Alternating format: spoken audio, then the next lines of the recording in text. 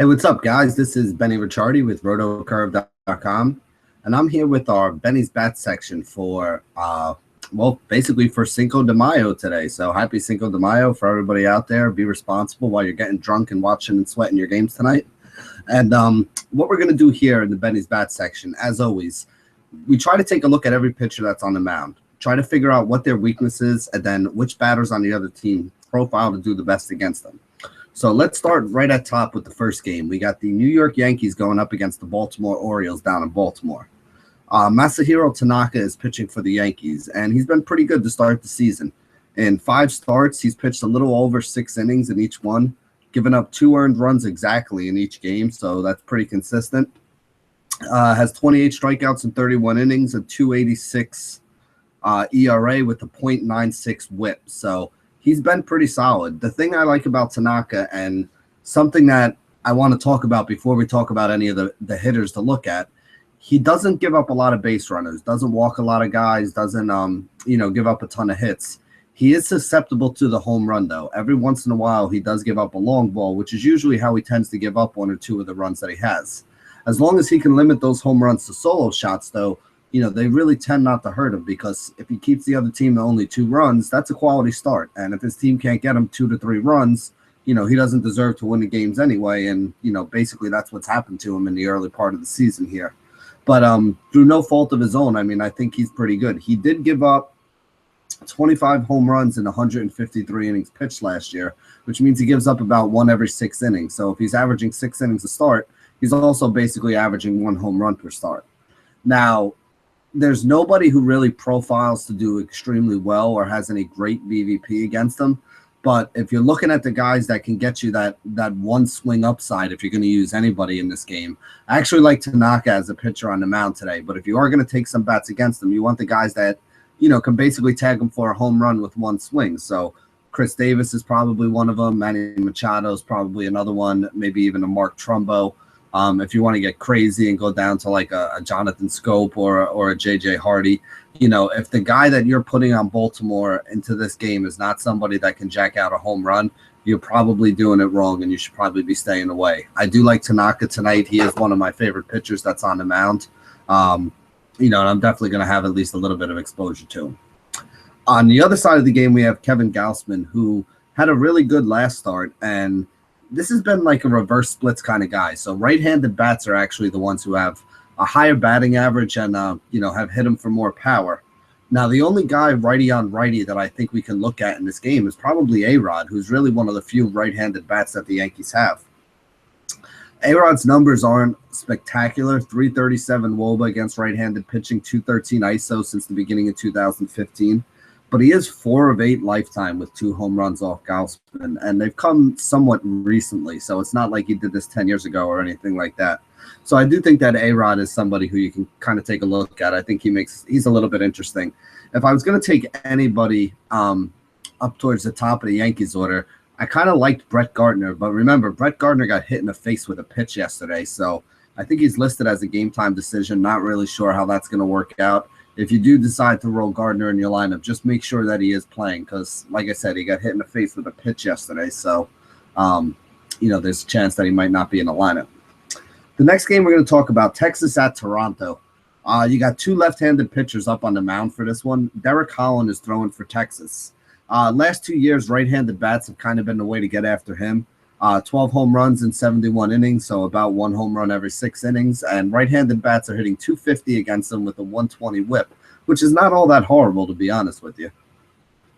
The only 2 guys I'd really look at on Toronto, Edwin Encarnacion homered again yesterday. 359 WOBA, 217 ISO. It's actually 5 of 15 lifetime against Derek Holland with 2 home runs. The game is up in Toronto. Very good hitter's ballpark for him. Really like E5. The other guy against a left-handed pitcher that's always in play is Josh Donaldson. 459 WOBA, 369 ISO, just absolutely huge numbers. 6 of 20 lifetime with 2 home runs against Derek Holland as well. So E5 and Donaldson, the only 2 guys that I'd really look at. Joey Batista is just really not hitting all that well to start the year, and Troy Tulowitzki doesn't look like he can hit at all at this point in time. So if you want to stack up all these bats on Toronto, go ahead, be my guest. other than E5 and Donaldson, who are, guys that I'll throw into a stack that I may have. I'm not really looking to use a lot of guys on this Toronto team. On the other side of the game, we got J.A. Happ pitching for Toronto. Right-handed bat's always been the way to go after him. Last 2 years, 270 average, 129 whip, 17 home runs, and 104 innings pitched. Left-handed bats have a lower average, lower home run against them, as we would expect, to be perfectly honest with you. So, this is a very lefty-heavy lineup. If they're going to go with Odor and Mazzara up top, if they're going to go with, Fielder in the 3-hole, Moreland in the 5 spot, you may see Odor get dropped down to the 6 or 7 spot for this game. Maybe Delino DeShields gets thrown back up. They give them another right-handed bat towards the top of that order. I'm not really sure exactly how they're going to do it, but like I said, right-handed bats are the way you want to attack them. The only big right-handed bat towards the top of this lineup is Adrian Beltre. 394 WOBA, 222 ISO. He's not the hitter that he was a couple years ago, but he's still very solid. He's still the cleanup hitter on this team, and he's still right in the middle of this order. So there's really nothing to be worried about with him. I think he's probably in the best spot of any of the hitters on this Texas team. Next game we can talk about, we got Arizona going up against Miami. Another matchup of two lefties with Robbie Ray taking on Adam Conley. Now, right-handed bats so far this year have been absolutely murdering Robbie Ray. He hasn't been able to get any of them out. And that's a little bit of a problem against this, against this Marlins team right now. A couple guys that I think we should be looking at here.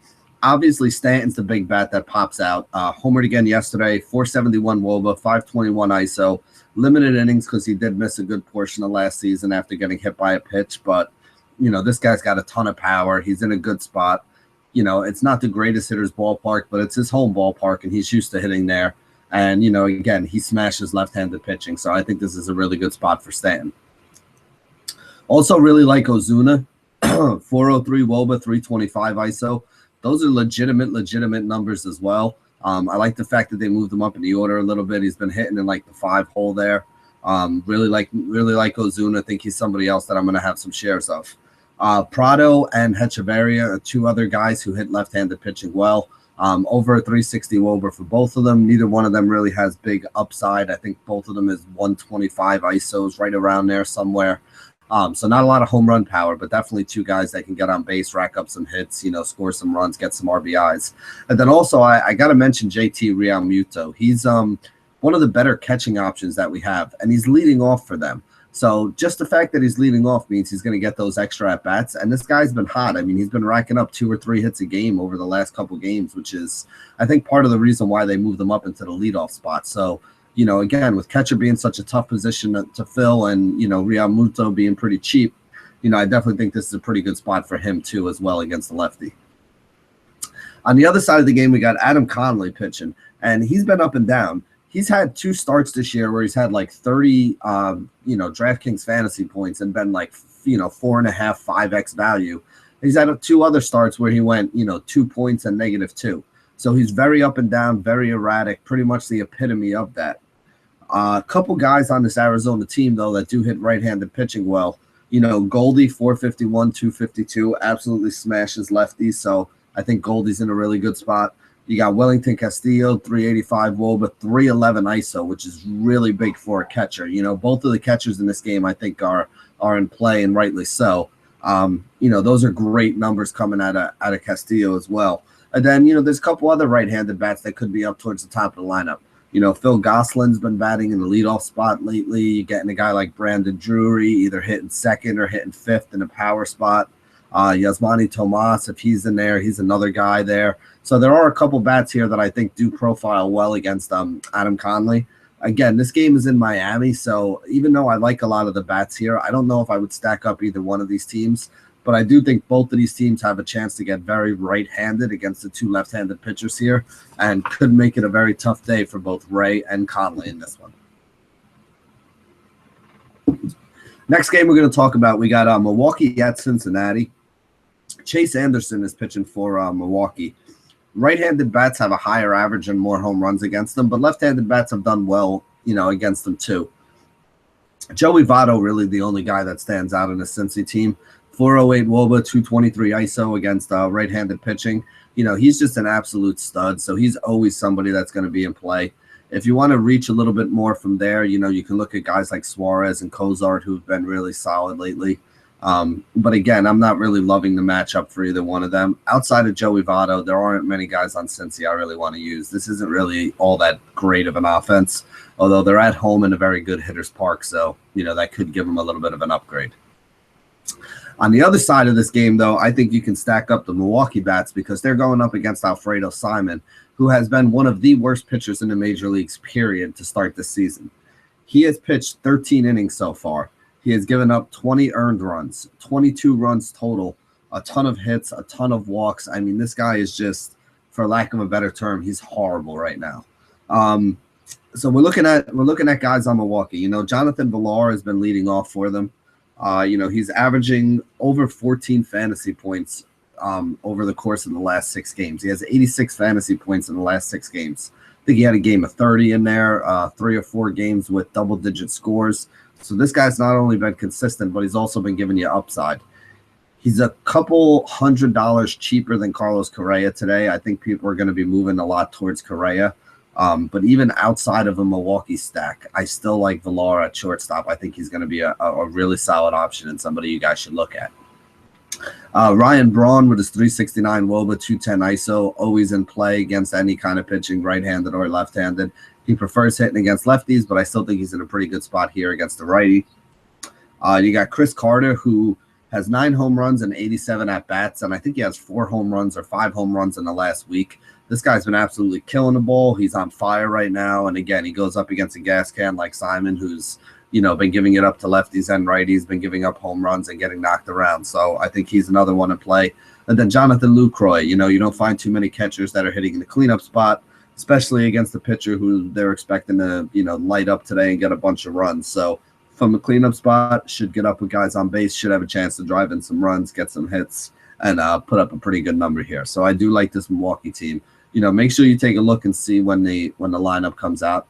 I don't really like Kurt Neuenhuis. I know he's been hitting 5th lately, and everybody loves him because you can add him into your stack, and he's pretty cheap, and he gives you money to spend up elsewhere. But he's still Kurt Neuenhuis. He's not somebody that I really want to have big exposure to. Next game, we got Washington against the Chicago Cubs. Joe Ross is pitching for Washington, and I actually like Joe Ross. I mean, he's been good, but this is a really, really tough matchup. You don't really want to take guys against the Chicago Cubs. I actually tried to get cute and take Nicasio yesterday. And you know what? The Cubs they work the count. That everybody on that team can hit from the top of the order all the way down to the bottom of the order with guys like, Baez hitting in like the 7 and 8 spot. I mean, they are just a very, very, very good team. Guys like Rizzo, 397 WOBA, 279 ISO. Guys like Chris Bryant, 384 WOBA, 214 ISO. Even Tommy La Stella, 360 WOBA, 181 ISO. The left-handed bats going up against the right-handed pitcher is probably the way I'd want to go about it, with the exception of Bryant, the other guys being lefty. You can even look at guys like Zobrist or Hayward. I mean, there is just so many bats on this team that you can look at that, not really looking to target Joe Ross today, even though he is a pitcher that I normally like. On the other side of this game, though, I don't mind Hendricks a little bit. I think Hendricks has been pretty solid, and I do expect his offense to get him some runs. He's at home in, Wrigley Field. He has 2 bats that he has to worry about. Left-handed bats are the way that you really want to try to attack Hendricks. 270 batting average. They had more home run power over the course of the last couple of years. You got Bryce Harper, 465 WOBA, 353 ISO. I mean, he's a stud. Obviously against any right-handed pitcher, he's in play. And then you also have Daniel Murphy with a 356 WOBA and a 201 ISO. He's batting like 370 to start the season. He's been very, very good. I know some Met fans are a little upset that they've gotten rid of him, but the way things worked out, that was the way that things worked out. I think they should be pretty happy that Neil Walker's having a really good start for them over there in New York. But I do like Daniel Murphy. I do like Harper. But like I said, I like Hendricks as well. So if you're not using Hendricks, obviously Harper and Murphy are going to be in play. If you decide you do want to use Hendricks, I'm perfectly okay with not having Harper or Murphy exposure on those lineups. Next game we can talk about, we got Boston going up against Chicago White Sox. Henry Owens, the young lefty, is pitching for Boston. Right-handed bats have done better against him in limited innings pitched, and he's actually gotten knocked around a little bit in the major leagues. I don't see a lot of guys that I really like on this White Sox team, though. Jose Abreu is not very good in righty against lefty matchups, even though you would think that he is. He's more of a reverse splits righty on righty kind of guy. The one guy that does stand out to me a little bit here is Todd Frazier. Frazier's 362 WOBA, 321 ISO against left-handed pitching. So this is the guy that has power against the against the lefties. Against a young lefty like Owens, I think he can wait for a mistake and maybe take Owens' yard. So Todd Frazier, literally the only bat that I'm really looking at on the Chicago White Sox team. On the other side of the game, we got Eric Johnson, who at one point I think was a big prospect, but now he's just kind of bouncing around the league. Left-handed bats have a higher average against them in limited innings, and I think this is actually the first start he's making this season, although he has pitched up in the major leagues before in seasons past. But again, limited innings like September call-up or, spot start when somebody got hurt kind of thing. With left-handed bats being the ones that do better against them, I think Ortiz is in play here, 420 WOBA, 326 ISO. I think Travis Shaw's in play, 361 WOBA, 198 ISO. But then I also think you can look at Dustin Pedroia, who's been hitting pretty well lately, even though he's a righty going in a righty on righty matchup. I don't think Johnson's all that good. So really, if you want to stack up Boston or just put a whole bunch of Boston bats in here, you're not really going to get any arguments from me about any of them. I think he's one of the weaker pitchers on the mound, after Simon tonight. And I do think that you can attack them and look to stack up some of these Boston bats. I don't think that's the worst idea I've ever heard. Next game, we can talk about Seattle against Houston. We got Wade Miley, the lefty, on the mound. Right-handed bats are hitting about 270 against them over the course of the last season or so with a 1.44 whip. So I do think that this is going to be a pretty good spot for the top of that Houston order. They put up a bunch of runs yesterday. You got Jose Altuve, who had a 420 WOBA last season going up against left-handed pitching. Season before that, he had a batting average over 400, like Ted Williams over 400 batting average against left-handed pitching. So obviously Altuve is somebody who loves the fact that we're going to have a lefty on the mound here today. You also getting George Springer, who's been pretty hot, 418 WOBA, 258 ISO score for him. He can hit the ball. He's got good power. He likes hitting against left-handers. They are at home in Houston. I think it's a really good spot for some of these Houston bats. Altuve, Springer, definitely two of them. Carlos Correa, 373 WOBA, 255 ISO in lefty-righty matchups. So basically, you take the whole top of that Houston order right there. I think, Altuve, Springer, and Correa are all set to do some damage. I think they're going to make it a really tough day for Wade Miley. And then depending on how the lineup rounds itself out when they make it tonight, if Tyler White's in there, you can go down to him. Evan Gaddis, whoever else they decide to put in the 4 and the 5 hole. I think you can definitely stack up all these right-handers against Miley, and I think you're going to wind up with a pretty good day and a good hitter's park there. The other side of that game, we got Chad Davinsky, who's pitching for Houston. This guy's just not good. So, you can look at all the lefties. Seth Smith, who's been hitting in the 2 hole, if he's still up there, I think he's in play. Robinson Cano, 369 WOBA, 207 ISO, he's in play. Even Nelson Cruz has been very good in righty-on-righty matchups. This is a good home run hitter's ballpark. Like I said, Davinsky is not somebody who I'm really afraid of. Cruz has a 367. Excuse me. 367 WOBA, 225 ISO against, weak right-handed pitch. Well, all right-handed pitching, but against weak right-handed pitching. No problem rolling him out there as well, too. If you want to get crazy, I guess you can even go to guys like Seager, try to add him in there to the stack as well. I don't know if I'd stack this game up, but I do definitely like Cano. I do definitely like Cruz. And if Smith is hitting in the 2 hole, wherever you can find him cheap, I think he's a solid option as well up there. New York Mets against San Diego. This one's kind of easy. Jacob deGrom's on the mound, and he's Jacob deGrom, and he's going against San Diego. Now, Tyler Chatwood and John Gray just put up 30 and 40 fantasy points against San Diego, so I got no problem expecting deGrom to do the same. Now, here's the only thing that I'm going to say. Here's the only caveat that you guys got to look at. deGrom had the paternity thing and, hadn't really been pitching every day, so they've been slowly kind of building up his pitch count. Last game, he got up to 99. I think this is another game where he's going to get 99 or 100 pitches or so. But they're not going to overtax this guy, so he's not going to go 9 innings. He's probably going to still get you, 6, 7, 8 real solid innings. Probably still going to strike out 7 to 10 batters in those, 6, 7, 8, 9 innings, or 6, 7, 8 innings that he does pitch out there. And I'm not using any bats on San Diego against him. So DeGrom, definitely one of my favorite plays. Obviously, you got to pay up for him. I think he's the most expensive pitcher on most, if not all, sites today.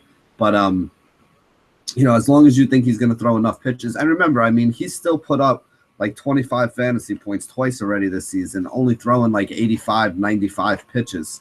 So if they're going to get him back up to 99 like he was last game, if they're going to give him another 100 here this game, I think he can get us into the 7th inning, and I think he can get us, like I said, 7 or 8 strikeouts. So 7 innings pitched, 7 or 8 strikeouts. And if he's able to limit them like the, Cy Young Award winners from the Colorado Rockies were over the last series this weekend in San Diego, I think DeGrom's going to put up a big number and definitely is somebody that we should be looking at. On the other side, we got a bad pitcher in Colin Rea going up against the Mets offense that's been pretty good. Rea does actually have some reverse splits. Right-handed bats have a higher average and have hit more home runs against them. So right away on the Mets, that points out Yoenis Cespedes as somebody that I definitely want to take a look at today. Cespedes is very good in righty-on-righty situations. Guy has a lot of power. The game is in San Diego where home runs go to die. But, I do think that he's somebody that's in play. I don't think Rea is actually good against left-handed bats, even though, the reverse splits and the righties have a higher average. So I still think you can look at any of the lefties, Granderson, Conforto. Who else do we got? Duda, we got Walker. We got quite a few guys in there. You're also going to have a guy like David Wright, who's probably back in the lineup. Wright, like Cespedes, righty on righties, been pretty good this year, especially in those righty on righty situations. So I also like David Wright. Like I said, there's a lot of bats in this Mets team. You legitimately have to choose which of the bats you want to stack up and which ones you want to have to fade. I know a lot of people have been going and trying to get Neil Walker in their stacks lately, and it winds up meaning fading guys like, David Wright and Lucas Duda. Just remember, the other night when everybody was stacking up the Mets, the David Wright home run was something that you needed, otherwise you weren't going to win. Yesterday, if you stacked up the Mets and you didn't have Lucas Duda, you skipped over him to put in Neil Walker, you missed out on 30-something fantasy points and a double dong. So it's never easy to stack up the Mets because they do have so many solid hitters that you want to put in the lineup. And you got to choose your best 4 or 5 that you're going to throw in there with the stacks, especially with the prices starting to creep up on all these guys now. So, like I said, I like all these guys. If you're asking me exactly which ones I'm going to use yet, I don't really know. Remember, the game is also in San Diego, so I don't know if I'm going to stack this game up, but I definitely want to have some Mets exposure. If not in cash, definitely have some in the tournament just in case it goes off as a hedge. Let's see. We got Colorado against San Francisco, the last game on the day. Matt Cain is pitching. Left-handed bats actually did surprisingly well against him over the last 2 years. Got about a 300 batting average, pretty high 170 whip, so he has struggled a little bit. In the last 2 seasons, he's given up 8 home runs and 41 innings to left-handed bats, so about 1 every 5 innings. Right-handed bats actually aren't doing that badly against him either, so you can kind of look at guys from both sides of the plate. But I do really like the lefties, guys like Blackman, Cargo, and Parra. Cargo's the guy with the best numbers. Parra's been, solid and has pretty good numbers. Blackman just back from the DL, somebody who goes low owned every day. Like all 3 of those left-handed bats. You might even see, a Ben Paulson in the 6 or 7 spot today. So he would be somebody else you can look at. And then because he does struggle a little bit with righties, Nolan Arenado, righty-on-righty situations is actually where he's done most of his damage this year. The game is in San Francisco, not the greatest hitter's ballpark. I don't expect Colorado to put up a ton of runs here. But they do have a couple guys that profile well against Matt Cain. And remember, Matt Cain, Jake Peavy, these guys aren't the guys that they were a couple years ago. They're a lot weaker right now. So, I'm not afraid to go up against them at all. On the other side of the game, we got the left-hander, Chris Russin. Right-handed bats, higher average, more power against them. Kind of points to guys like Buster Posey, 372 WOBA, 185 ISO, Hunter Pence with a 350-ish, WOBA, even though he hasn't hit righties, he hasn't hit lefties as well as he normally does. He's usually somebody that hits left-handed pitching pretty well. The last guy I want to talk about, Brandon Belt, has been really good, even in lefty-on-lefty situations, 367 WOBA, 213 ISO score. So he's another guy that I think is in play today. I looked through and started making some lineups early. The biggest problem you have is everybody likes, DeGrom and, maybe Tanaka up there up top. But then the pitching kind of drops off after that. There are some really cheap pitching options, but a lot of these guys are like big gas cans where I'm expecting 4, 5, 6 runs against them in 5 or 6 innings.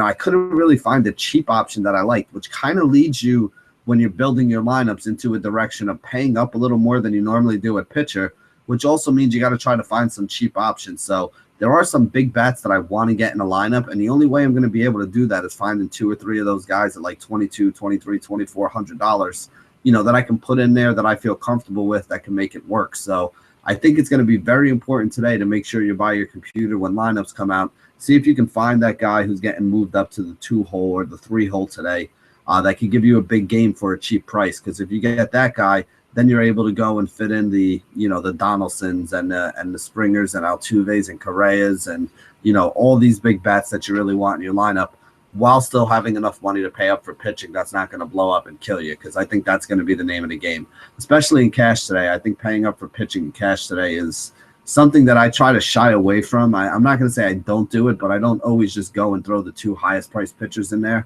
like a lot of people do.